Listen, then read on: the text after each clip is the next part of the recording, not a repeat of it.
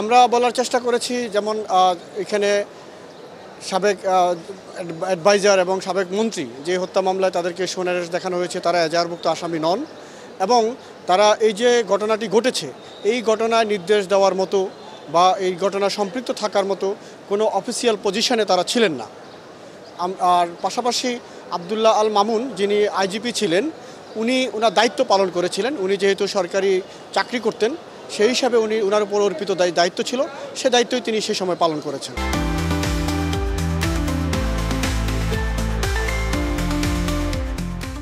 সাবেক মন্ত্রী আসাদুজ্জামান নূরকে মিরপুর থানায় একটি মামলায় গ্রেপ্তার দেখানো হয়েছে। আমরা তার জামিন চেয়েছিলাম, শুনানির শেষে আদালত জামিন নামঞ্জুর করে। পাশাপাশি নিউ মার্কেট থানার একটি মামলায় সাবেক আইনমন্ত্রী এবং সাবেক প্রধানমন্ত্রীর উপদেষ্টা সালমান এফ রহমান সাহেবের সোনারেশ দেখানো হয়। এই মামলাটি 19 জুলাই এই হত্যাকাণ্ডটি সংঘটিত হয়, সে মামলায় আজকে সোনারেশ দেখানো হয়।